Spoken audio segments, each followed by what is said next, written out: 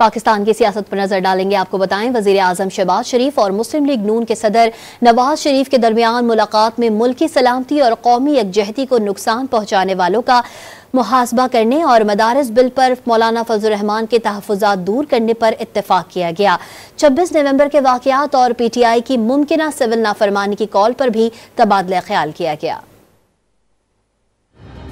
वजीर आजम शहबाज शरीफ की जाती उम्रा में मुस्लिम लीग नून के सदर नवाज शरीफ से मुलाकात हुई, जिसमें मुल्क की मजमूई सियासी और माशी सूरत हाल पर तबादला ख्याल किया गया। पार्टी जराये के मुताबिक मुलाकात में वजीर आजम शहबाज शरीफ ने नून लीगी सदर नवाज शरीफ को दौरा सऊदी अरब की रिपोर्ट पेश की।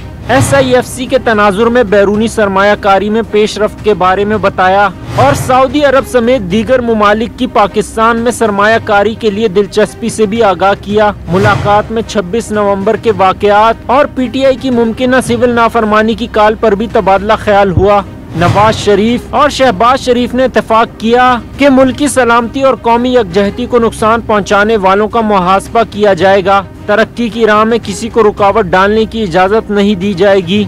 सदर नून लीग नवाज शरीफ ने वजीर आजम शहबाज शरीफ को हिदायत की कि मदारिस बिल पर मौलाना फजल रहमान के तहफ़्फ़ुज़ात दूर किए जाएं। शहबाज शरीफ ने बताया कि मौलाना फजल रहमान को मदारिस बिल पर एतमाद में लिया जाएगा। दोनों रहनुमाओं ने मुल्की मामलात पर हुकूमती इत्तेहादियों से मुशावरत और इन्हें एतमाद में लेने पर इत्तेफाक किया। शहबाज शरीफ और नवाज शरीफ ने खवारिज के खिलाफ कार्रवाइयों में जामे शहादत नोश करने वाले पाक अफवाज और दीगर कानून नाफिज करने वाले इदारों के शहदा को खराज अकीदत भी पेश किया। दोनों रहनुमाओं ने जाती उम्रा में अपने वालिदैन की कबूर पर भी हाजिरी दी और फातिहा ख्वानी की।